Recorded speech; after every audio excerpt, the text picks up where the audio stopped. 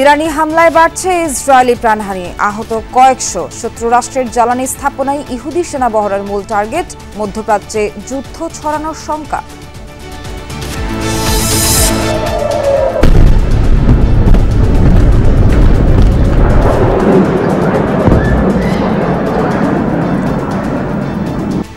ইরানের মিসাইল সক্ষমতা নিয়ে শঙ্কিত খোদ নেতানিয়াহু বললেন, যুদ্ধাস্ত্র উৎপাদনের এই ধারা অব্যাহত থাকলে 20,000 ছাড়াবে ক্ষেপণাস্ত্রের সংখ্যা। ফেব্রুয়ারিতে নির্বাচনের সম্ভাব্য সময় ধরে বিএনপির প্রস্তুতি, গুরুত্ব দেওয়া হচ্ছে প্রার্থী বাছাই, ইশতেহার, নির্বাচনী জোট গঠনে। আমাদের দলের সিদ্ধান্ত হচ্ছে আমরা একক প্রার্থী নির্বাচন নির্ধারণ করব, একাধিক প্রার্থী হবে না। গতবার দুর্দিনে যারা দলের সাথে ছিলেন তাদেরকেই আমরা নিশ্চয়ই অগ্রাধিকার দেব। আগামী সংসদ নির্বাচনে কোনো দলের লেজুর বৃত্তি করবে না ইসি, পালন করবে রেফারির ভূমিকা, জানালেন সিইসি। লন্ডন বৈঠক নিয়ে সন্তুষ্ট উপদেষ্টা পরিষদ, জানালেন রিজওয়ানা হাসান। দলগুলো তার অবস্থান থেকে কথা বলবেন। রাজনৈতিক দলগুলো প্রধান উপদেষ্টার ব্যাপারে যদি কোনো কথা বলেন, এটা প্রধান উপদেষ্টার সাথেই ওনারা নিশ্চয়ই কথা বলবেন।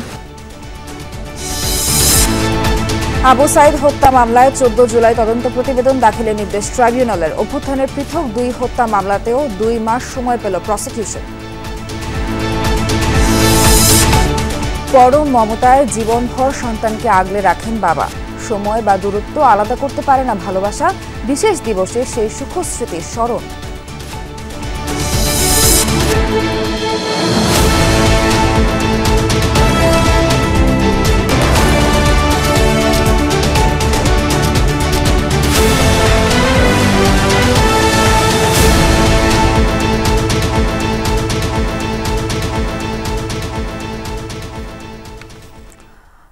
স্বাগত সবাইকে, আমন্ত্রণ দুপুরে বাংলাদেশ। এতক্ষণ শিরোনাম দেখছিলেন, পুরো খবর নিয়ে সঙ্গে আছি আমি নাবিলা সোহার। অত্যাধুনিক প্রতিরক্ষা ব্যবস্থা ভেদ করে ইরানের একের পর এক ব্যালিস্টিক মিসাইল আঘাত হানছে ইসরায়েল ভূখণ্ডে। ধ্বংসস্তূপে পরিণত হয়েছে বহু স্থাপনা। সময়ের সাথে পাল্লা দিয়ে বাড়ছে হতাহতের সংখ্যা। দুদিনে নিহত 14 ইসরায়েলি, আহত কয়েকশো। এদিকে ইরানের জ্বালানি স্থাপনা লক্ষ্য করে হামলা চালিয়ে যাচ্ছে তেল আবিবও। স্থানীয় গণমাধ্যমের দাবি, ইরানে প্রাণ হারিয়েছে 2 শতাধিক মানুষ। প্রভাবশালী দুদেশের হামলা পাল্টা হামলায় মধ্যপ্রাচ্যে ভয়াবহ যুদ্ধের সংখ্যা ক্রমেই বাড়ছে। থেমে থেমে বিস্ফোরণের বিকট শব্দ। গত 2 দিন ধরেই নিয়মিত বিরতিতে মিসাইল হামলার সাক্ষী হচ্ছে ইসরায়েলিরা। তেল আবিব সহ বিভিন্ন শহরে ধ্বংসস্তূপে পরিণত হয়েছে অনেক ভবন। শনিবার থেকে চলা সবশেষ হামলায় সবচেয়ে বেশি ক্ষতিগ্রস্ত হয়েছে ইসরায়েলের হাইফা শহরের বাতিয়াম এলাকা। মিসাইলের আঘাতে ধসে পড়ে পুরো একটি আবাসিক ভবন। ঘটে বহু হতাহতের ঘটনা। এখনও নিখোঁজ অনেকে, যাদের উদ্ধারে চলছে তৎপরতা। অনেক ক্ষয়ক্ষতি ও হতাহত হয়েছে। নিখোঁজের সংখ্যাও কম না। অনেকেই তাদের প্রিয়জনদের খোঁজ পাচ্ছে না। কমপক্ষে 100 পরিবারের এখন আর থাকার জায়গা নেই। ইসরায়েলের অভেদ্য প্রতিরক্ষা দেয়াল ভেদ করে রাজধানী তেল আবিব সহ অন্যান্য এলাকায়ও আঘাত হেনেছে ইরানি মিসাইল। এখন পর্যন্ত 200-র বেশি মিসাইল ছুড়েছে তেহরান। দেশটির দাবি, তাদের হামলার মূল লক্ষ্য ইসরায়েলের বিভিন্ন জ্বালানি কেন্দ্র, বিমানবন্দর এবং সামরিক স্থাপনা। হামলা হচ্ছে আবাসিক এলাকাতেও। তেহরানের শাহরান তেল ডিপোতে হামলা চালিয়েছে ইসরায়েল। হামলা হয়েছে তাবরিজেও। কেরমানশাহ এলাকায় ইরানের প্রতিরক্ষা বাহিনীর একটি হেডকোয়ার্টার ও সামরিক ঘাঁটিও হয়েছে তেল আবিবের হামলা শিকার। মেহেরাবাদ বিমানবন্দরে ইরানের মিসাইল লঞ্চার সিস্টেম ধ্বংসের দাবিও করেছে দেশটি। বিমান ঘাঁটি ও আন্ডারগ্রাউন্ড মিসাইল স্টোরেজেও হামলার দাবি তাদের। এর পাশাপাশি হামলা চালানো হয় বন্দর আব্বাসেও। গত শুক্রবার থেকে এ পর্যন্ত ইরানের 150 স্থানে হামলা চালিয়েছে আইডিএফ। ইসরায়েলের দাবি, বেশ কয়েক বছর ধরেই ইরানে হামলার এই পরিকল্পনা সাজিয়েছে দেশটি। তেহরানে পৌঁছানো একটি গুরুত্বপূর্ণ সামরিক ও কৌশলগত অর্জন। বিমান বাহিনী এবং গোয়েন্দা বিভাগ বছরের পর বছর ধরে এই অভিযানের প্রস্তুতি নিয়েছে। ইসরায়েলি নাগরিকদের রক্ষায় যা যা করা দরকার সবই করব আমরা। তেহরান আর সুরক্ষিত নয়। ইরানের রাজধানী এবং তাদের সন্ত্রাসী প্রতিষ্ঠানগুলো এখন ইসরায়েলি হামলার আওতায়। এদিকে ইসরায়েলকে সহায়তা করলে মধ্যপ্রাচ্যে অবস্থিত যুক্তরাষ্ট্র, যুক্তরাজ্য ও ফ্রান্সের ঘাঁটিতে হামলার হুমকি দিয়েছে ইরান। মোস্তফা মাহমুদ, যমুনা নিউজ। ইরানি হামলায় নিহত ইসরায়েলিদের স্মরণে শোক প্রকাশ করেছেন দেশটির প্রেসিডেন্ট আইজাক হারজগ। সামাজিক যোগাযোগ মাধ্যম এক্সে ইরানের হামলাকে অপরাধমূলক আখ্যা দেন। হামলায় ইসরায়েলে ব্যাপক ক্ষয়ক্ষতির কথাও স্বীকার করেন তিনি। এটি ইসরায়েলের জন্য দুঃখজনক বলে আক্ষেপও করেন তিনি। অভিযোগ, বেসামরিকদের উপর নির্বিচারে হামলা চালাচ্ছে ইরান। নিহতদের পরিবারের প্রতি সহমর্মিতা জানানোর পাশাপাশি আহতদের দ্রুত সুস্থতা কামনা করেন হারজগ। আলোচনায় ইরানের ব্যালিস্টিক মিসাইলের ভান্ডার। ইসরায়েলে এ পর্যন্ত 200-রও বেশি ক্ষেপণাস্ত্র ছুড়েছে তেহরান, যার মধ্যে অনেকগুলোই সফলভাবে আঘাত হেনেছে ইসরায়েলি ভূখণ্ডে। দেশটির রয়েছে হজ কাশেম, খোররাম শহরের মতো বেশ কিছু আলোচিত ব্যালিস্টিক মিসাইল। খোদ ইসরায়েলেরই দাবি, যে পরিকল্পনায় এগোচ্ছে ইরান তাতে 6 বছরের মধ্যে তাদের ভান্ডারে ব্যালিস্টিক ক্ষেপণাস্ত্রের সংখ্যা ছাড়াবে 20,000-এর ঘর। ইসরায়েলের আকাশে বৃষ্টির মতো পড়ছে মিসাইল, যা ছোড়া হয়েছে আনুমানিক 2000 কিলোমিটার দূরত্বের ইরানি ভূখণ্ড থেকে। মিসাইল প্রযুক্তিতে মধ্যপ্রাচ্যের অন্যতম পরাশক্তি ইরান। ইসরায়েলের ব্যাপক ক্ষয়ক্ষতির পর সেটি যেন আবারও প্রমাণ হলো। খোদ ইসরায়েলি প্রধানমন্ত্রী নেতানিয়াহুকেই ইরানের মিসাইল সক্ষমতা নিয়ে উদ্বেগ প্রকাশ করতে দেখা গেছে। তার দাবি, তেহরান প্রতি মাসে 300 ব্যালিস্টিক ক্ষেপণাস্ত্র তৈরির পরিকল্পনা হাতে নিয়েছে, যা বাস্তবায়িত হলে আগামী 6 বছরে তাদের ভান্ডারে ভয়াবহ এই অস্ত্রের সংখ্যা ছাড়াবে 20,000-এর ঘর। আমাদের লক্ষ্য শুধু ইরানের পারমাণবিক স্থাপনাই নয়, তাদের ব্যালিস্টিক মিসাইল তৈরির সক্ষমতা কমানো। এই যুদ্ধাস্ত্র উৎপাদনের গতি বাড়িয়ে দিয়েছে তারা। এমন একটি সিস্টেম তৈরির চেষ্টা করছে যা মাসে 300 ব্যালিস্টিক ক্ষেপণাস্ত্র তৈরিতে সক্ষম।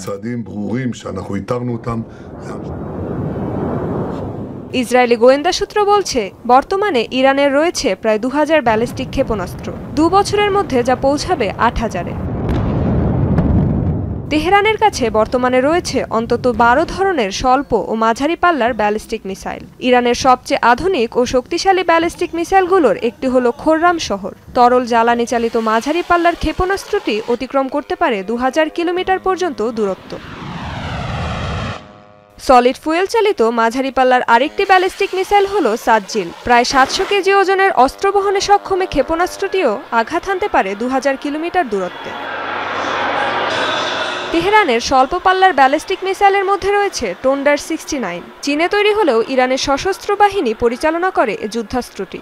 এছাড়া দেশটির সমরাস্ত্র ভান্ডারে রয়েছে জেরিকো, লোরা সহ নানা পাল্লার ব্যালিস্টিক ক্ষেপণাস্ত্র।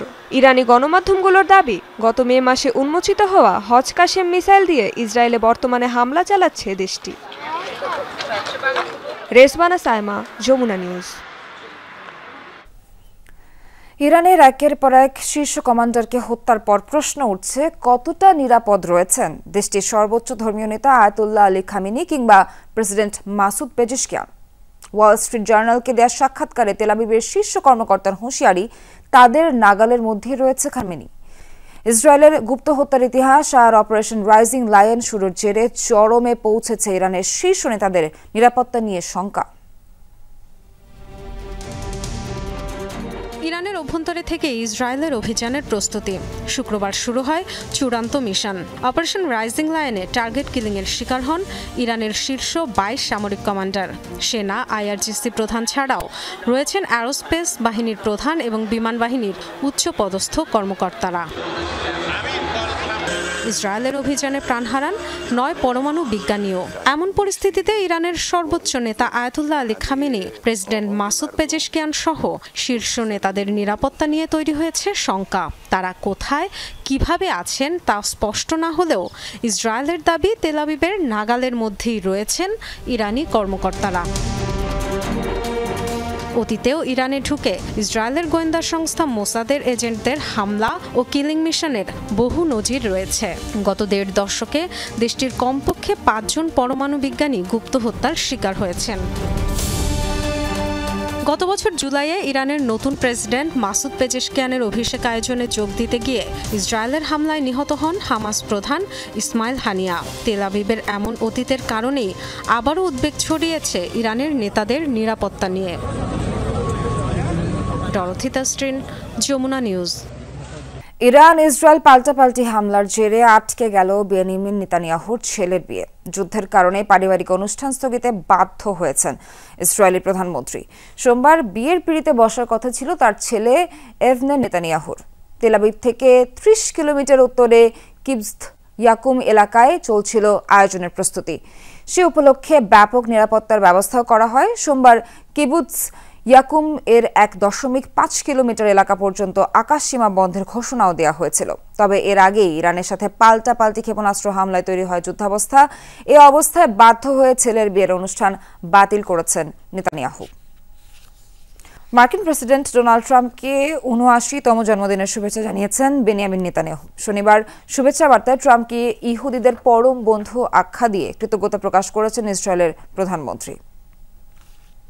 First, happy birthday to you, President Donald J. Trump. President Donald ট্রাম্পকে জন্মদিনের ডাবল শুভেচ্ছা জানাই। আপনি একজন অসাধারণ সাহসী নেতা, ইহুদি ভূখণ্ডের মিত্র এবং ব্যক্তিগতভাবে আমার ভালো বন্ধু। সন্ত্রাসী ইরানের হাত থেকে আমাদের সবসময় রক্ষা করেছেন, আমরা কৃতজ্ঞ। And to me personally, we've known each other for many years. রাজধানীর মতিঝিলে বাংলাদেশ ব্যাংকের governor doctor Ahsan H Mansur brief করছেন। সরাসরি যাচ্ছি সেখানে। না, এখানে তো কিছু মামলা হবে ক্রিমিনাল, কিছু মামলা হবে সিভিল। কোনটা কীভাবে হবে সেটা তো আমরা এই ডিটারমিনেশন তো আমি করতে পারবো না। এটা করবে আমাদের আইনজ্ঞরা, যারা মানে আইনজীবীরাই এটা সিদ্ধান্ত নেবেন যে এটাতে যথেষ্ট প্রমাণাদি আছে। সেই ভিত্তিতে আমরা একটা প্রক্রিয়া ঠিক করে ফেলবো, সেই প্রক্রিয়ার ভিতর দিয়ে এটাকে যেতে হবে।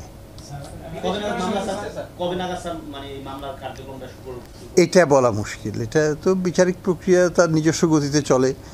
এখানে আমাদের ওইভাবে সরাসরি তো হস্তক্ষেপ বা লয়ার আমরা চাইলে এখন নিয়োগ করতে পারবো, সরকারের সিদ্ধান্তের ব্যাপার আছে এখানে।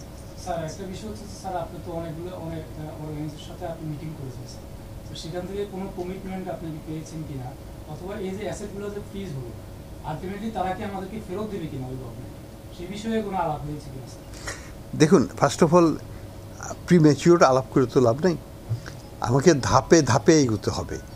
অর্থাৎ আমি যদি ভার্ডিক্ট না পাই তাহলে তো আমি অ্যাসেট পাবো না, তাই না? তো যার তার সম্পদ তার কাছেই থাকবে। কাজে আমাকে এখন যেটা করতে হবে, আমাকে যথাযথ তথ্য উপাত্ত দিয়ে প্রমাণ করতে কোর্টের জন্য রেডি হতে হবে যে বিচারিক প্রক্রিয়াতে যেন এটা আমরা পেতে পারি। এটা একটা উপায়। আরেকটা উপায় হচ্ছে, যেটা পৃথিবীর অন্য সব দেশে আছে, বাংলাদেশে সেভাবে হয় না, সেটা হচ্ছে যে আউট অফ কোর্ট সেটেলমেন্ট। আমাদের যেটা এডিআর পদ্ধতি আছে, তো আউট অফ কোর্ট সেটেলমেন্ট যদি যেতে হয় সেটা একটা প্রক্রিয়া। সেখানে তখন লয়াররা আলাপ করবে এবং তারা ক্লায়েন্টদের সাথে, দুই পক্ষের ক্লায়েন্টের সাথে আলাপ করে যে একটা সমঝোতা আসতে পারে কিনা, সেটাও একটা প্রক্রিয়া। এটা এই সিদ্ধান্ত সরকারকে নিতে হবে। ফেব্রুয়ারিতে জাতীয় সংসদ নির্বাচনের সম্ভাব্য সময় ধরেই ভোটের জন্য দৃশ্যমান প্রস্তুতি শুরু করেছে বিএনপি। প্রার্থী বাছাই, ইশতেহার, নির্বাচনী জোট, 3টি বিষয়ের সামনে রেখে আপাতত ভোটের কার্যক্রম এগিয়ে নিচ্ছে দলটি। এরই মধ্যে প্রার্থী বাছাইয়ে করা হয়েছে কয়েকটি জরিপ। কোন্দল নিরসনে নেওয়া হচ্ছে নানামুখী কৌশল।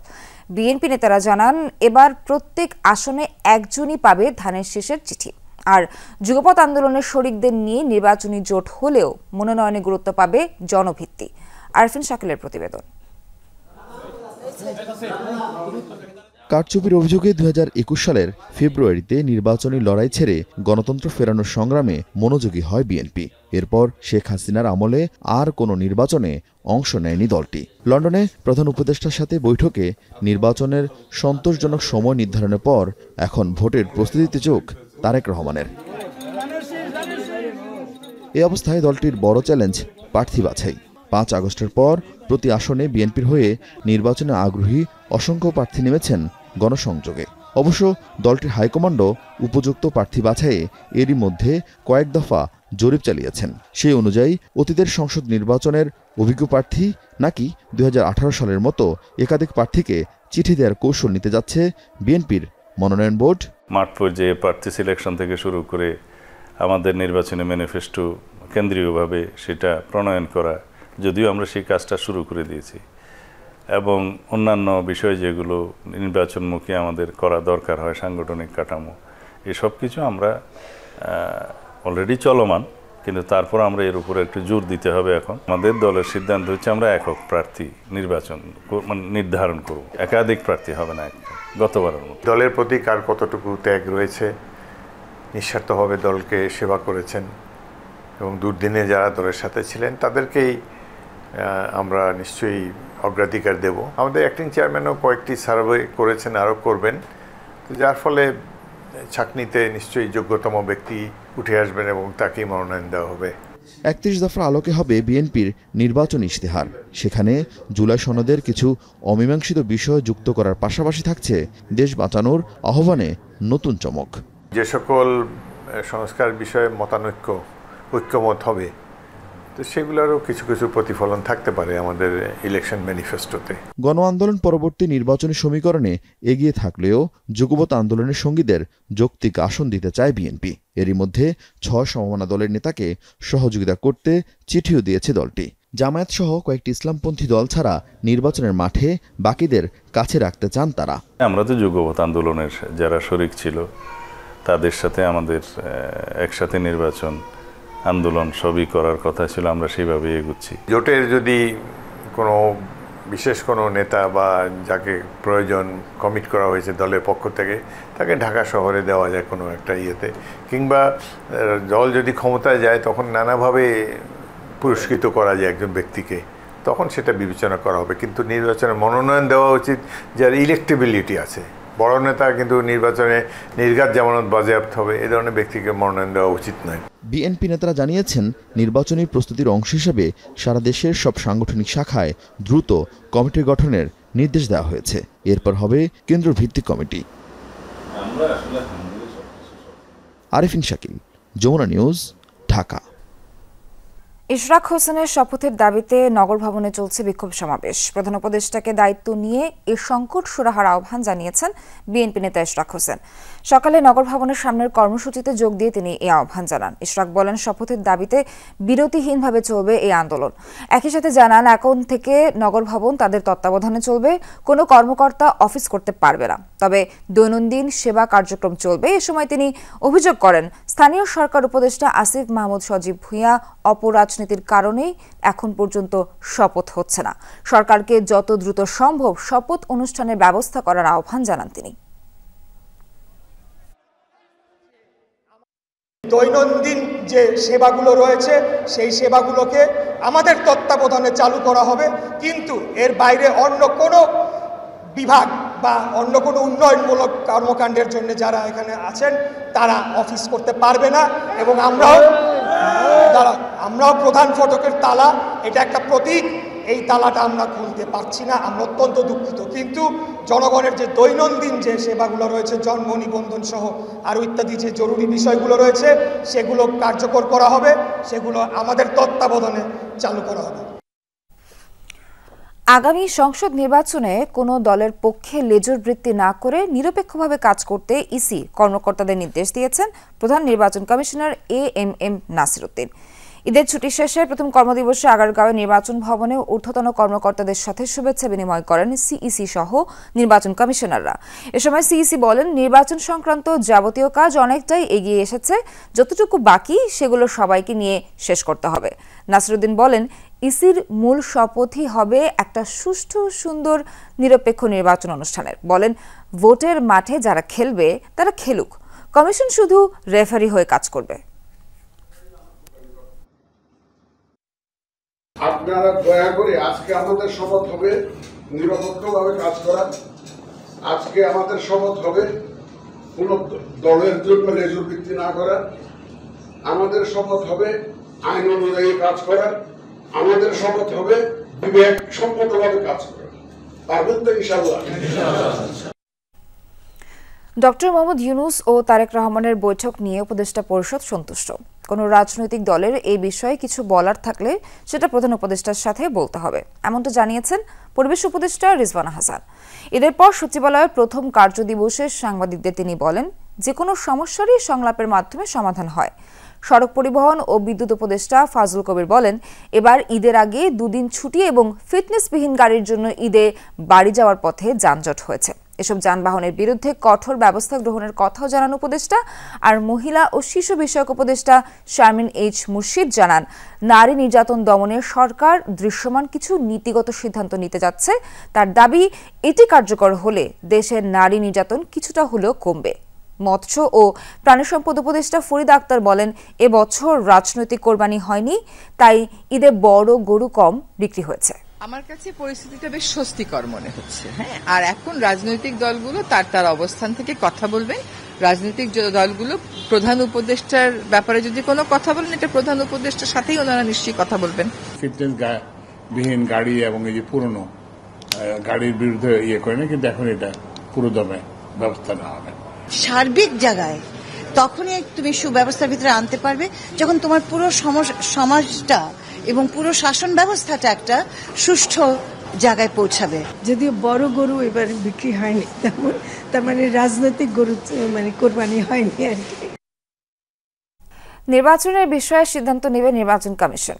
যখনই নির্বাচন হোক তার জন্য প্রস্তুত আইনশৃঙ্খলা বাহিনী, এমনটি জানিয়েছেন স্বরাষ্ট্র উপদেষ্টা অবসরপ্রাপ্ত লেফটেন্যান্ট জেনারেল মোহাম্মদ জাহাঙ্গীর আলম চৌধুরী। সকালে স্বরাষ্ট্র মন্ত্রণালয়ে আইনশৃঙ্খলা বিষয়ক কোর কমিটির বৈঠক শেষে এই কথা জানান তিনি। বলেন, দেশবাসী মানবিক পুলিশ দেখতে চায়, তারা আগের তুলনায় অনেক বেশি সক্রিয়। জানান, ভারত থেকে প্রপার চ্যানেলে বাংলাদেশিদের পাঠানো হলে গ্রহণ করা হবে। এদিকে শনিবার উত্তরায় র্যাব পরিচয় টাকা ছিনতাইয়ে জড়িতদের বিরুদ্ধে ব্যবস্থা নেওয়া হবে বলেও জানান উপদেষ্টা। জড়িতদের খুঁজে বের করতে কাজ করছে আইনশৃঙ্খলা বাহিনী।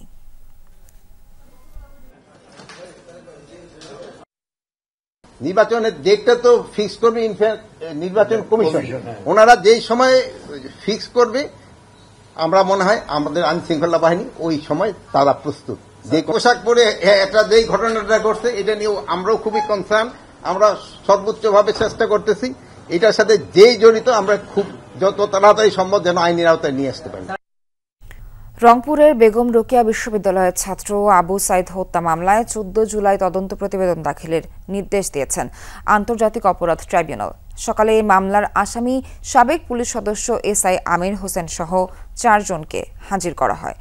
এদিন ট্রাইব্যুনালে আরও হাজির করা হয় কনস্টেবল সুজন চন্দ্র রায়, ছাত্রলীগ নেতা শফিকুল ইসলাম ও ইমরান হোসেনকে। এই মামলায় তদন্ত শেষ করতে না পারায় সময় আবেদন করে প্রসিকিউশন। বিচারপতি গোলাম মর্তুজা মজুমদারের নেতৃত্বে 3 সদস্যের ট্রাইব্যুনালে হয় শুনানি। এছাড়া গাজীপুরের কোনাবাড়িতে কলেজ ছাত্র হৃদয়কে গুলি চালিয়ে হত্যা মামলায় কোনাবাড়ি থানার সাবেক ভারপ্রাপ্ত কর্মকর্তা K M Ashraf Uddin, constable Shafiqul Islam, Akram Hossain Fahim ও মাহমুদুল হাসান সজীবকে ট্রাইব্যুনালে হাজির করা হয়। আরও আনা হয় যাত্রাবাড়ি এলাকায় হত্যা ও মানবতা বিরোধী অপরাধ মামলায় পুলিশের সহকারী কমিশনার তানজিল আহমেদ ও সাবেক ওসি আবুল হাসানকে। এই মামলাগুলোয় 2 মাসের সময় দিয়ে আগামী 17 আগস্ট তদন্ত প্রতিবেদন দাখিলের নির্দেশ দিয়েছেন ট্রাইব্যুনাল।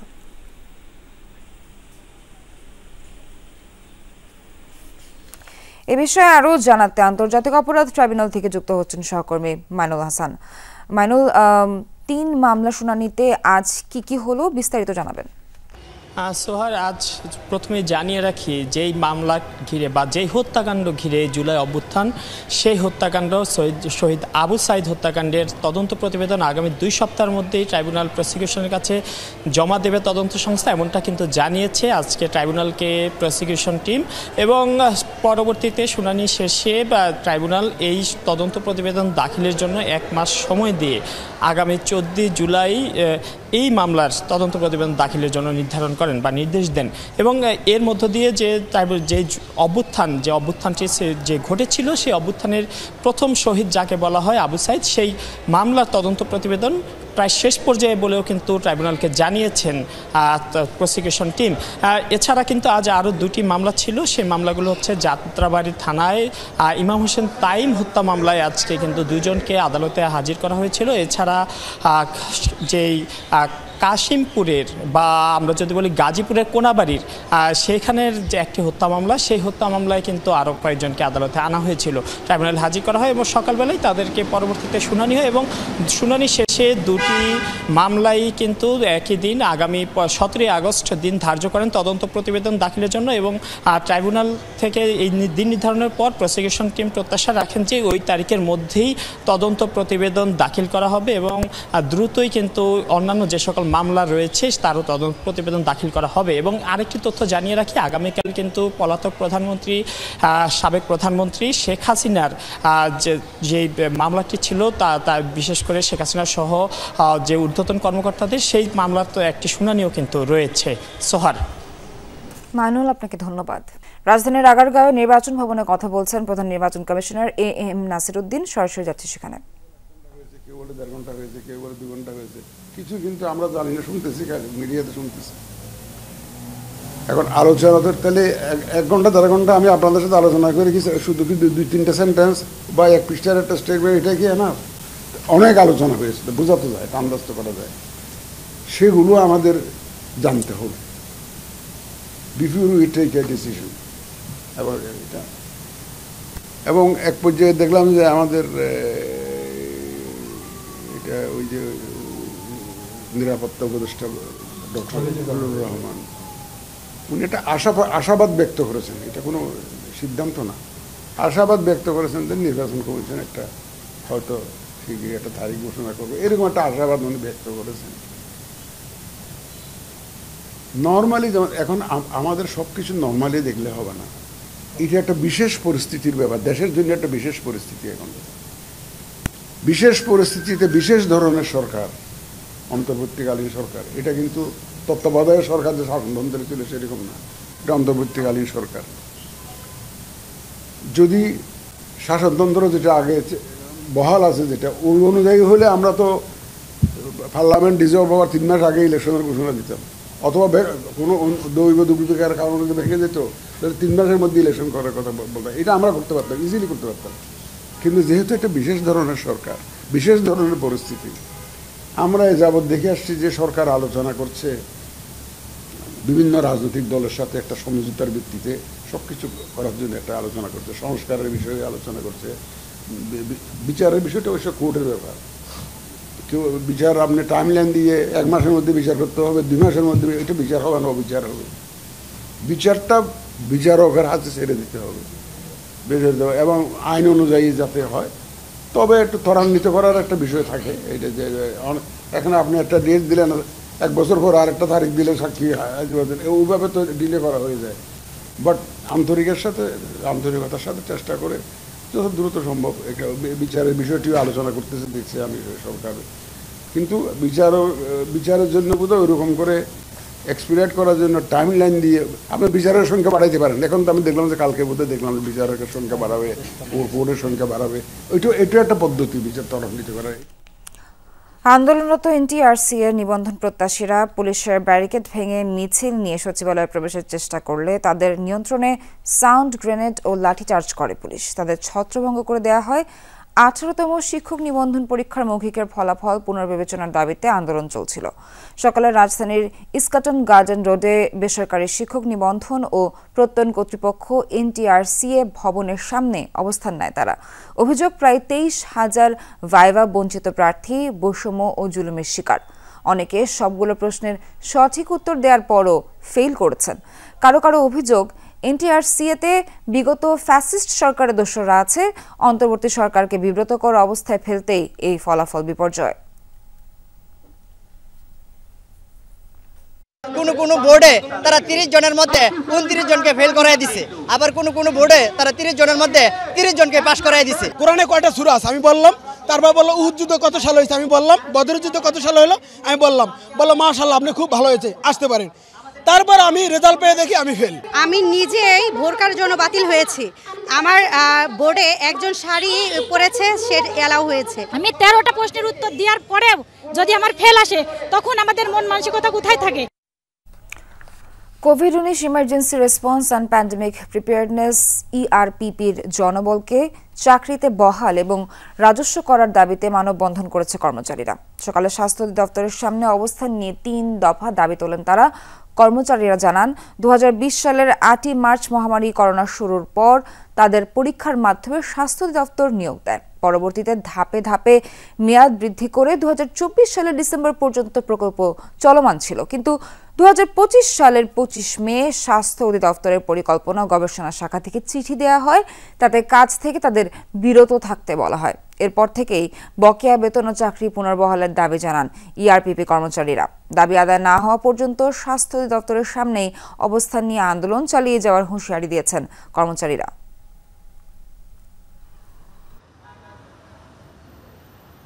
যেহেতু এখন স্বাস্থ্য খাতে জনবল দরকার, সেই জন্য আমাদের এই 1004 জন জনবলকে যেন মূল ধারায় রাজস্বের সাথে যুক্ত করা হয়।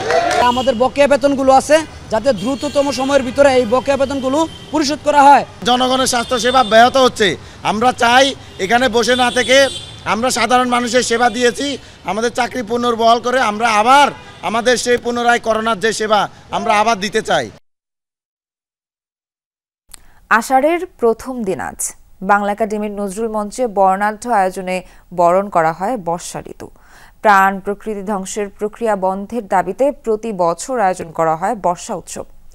সকালে সুর সঙ্গীতে প্রকৃতি বন্দনার মধ্য দিয়ে শুরু হয় আনুষ্ঠানিকতা। বর্ষা কথন, গান, নৃত্য সহ নানা সাংস্কৃতিক আয়োজনে বরণ করা হয় বর্ষা। আয়োজকরা জানান, দেশের শ্রমজীবী মানুষের সুখ দুঃখের আখ্যান তুলে ধরাই উদীচীর বর্ষা উৎসবের প্রধান লক্ষ্য। বাংলাদেশের কৃষিভিত্তিক সমাজে এই ঋতু বিশেষ গুরুত্ব বহন করে। উন্নয়নের যে দর্শনটা সেটা মানুষ কেন্দ্রিক এবং পরিবেশ কেন্দ্রিক হতে হবে। যে মানুষকে বাদ দিয়ে, পশু পাখিকে বাদ দিয়ে, বৃক্ষকে বাদ দিয়ে কোনো উন্নয়ন আসলে সম্ভব নয়। বর্ষা উৎসব পালন করতে আমাদের ভীষণ ভালো লাগে, বিশেষ করে যদি বৃষ্টি নামে। সময়, কাজ আর দূরত্ব কখনো কখনো বাবার কাছ থেকে সন্তানকে নিয়ে যায় শত শত মাইল দূরে। কিন্তু দূরত্ব কি কমাতে পারে ভালোবাসার ওজন? বাবার ভালোবাসা, বাবার জন্য অপেক্ষা কখনো কমে না। বাবা দিবসে সেসব না বলা অনুভূতির গল্প বলছেন সহকর্মী তাজনুর ইসলাম। ছবি তুলেছেন মাহমুদুর রহমান জয় ও মোহাম্মদ জিম।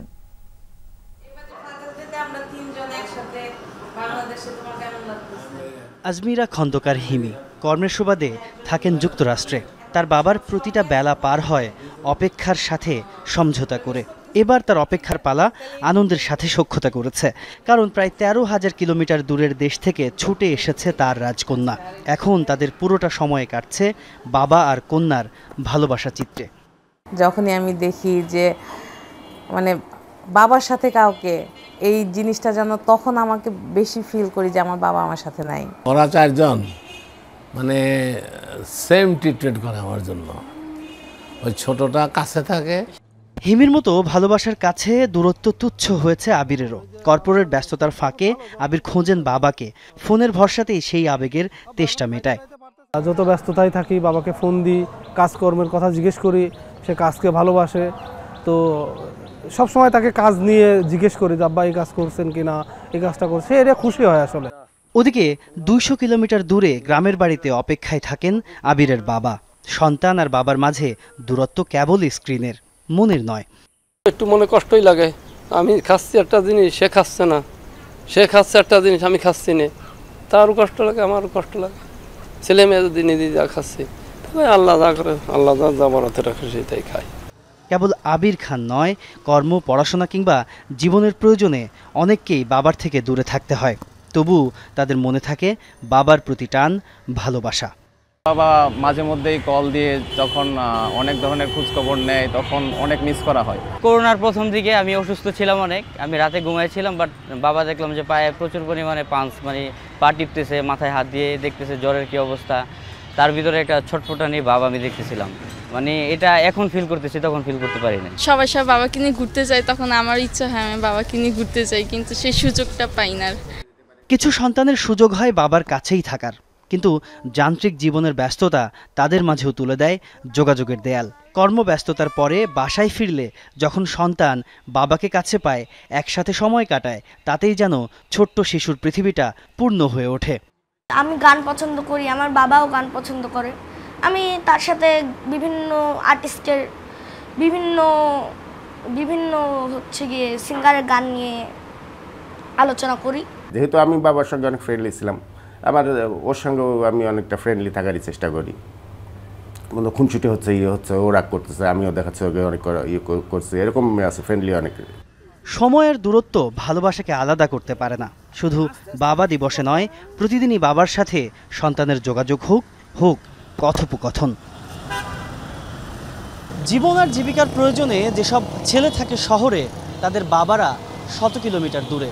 বাবা কাছে নেই, কিন্তু চারপাশে তাকালেই দেখা মেলে অসংখ্য সংগ্রামী বাবাদের, যাদের দেখলেই শ্রদ্ধায় অবনত হয় মাথা। তাদের ভালো মন্দ আর সুখ দুঃখের খবর নিলেই খানিকটা হলেও মেটে বাবাকে কাছে না পাওয়ার খেদ। তাজনুর ইসলাম, যমুনা নিউজ, ঢাকা। টেস্ট চ্যাম্পিয়নশিপে জয়ী দল রানার্স আপ থেকে শুরু করে প্রতিযোগিতায় অংশ নেওয়া 9 দলের সবাই পেয়েছে মোটা অঙ্কের প্রাইজ মানি। চ্যাম্পিয়ন দক্ষিণ আফ্রিকা পুরস্কার হিসেবে পেয়েছে 3.6 মিলিয়ন মার্কিন ডলার, যা বাংলাদেশি মুদ্রায় 43,65,56,000 টাকা। রানার্স আপ অস্ট্রেলিয়া পেয়েছে 2.16 মিলিয়ন ডলার বাংলাদেশি মুদ্রায়, যা 26,27,25,000 টাকার বেশি। আসলে তৃতীয় স্থানে থেকে শেষ করা ভারত পাচ্ছে 14,40,000 ডলার বা 17,51,00,000 টাকার বেশি। চতুর্থ হওয়া নিউজিল্যান্ডের জন্য থাকছে 12 লাখ ডলার।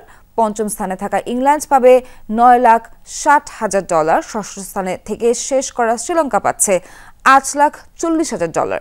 সপ্তম স্থানে থেকে এবারের চক্র শেষ করা বাংলাদেশ পাচ্ছে 7,20,000 মার্কিন ডলার তথা 8,75,75,000 টাকা। এছাড়া অষ্টম ও নবম স্থানে থেকে আসর থেকে শেষ করা ওয়েস্ট ইন্ডিজ ও পাকিস্তান পাবে যথাক্রমে 6 লাখ এবং 4,80,000 মার্কিন ডলার।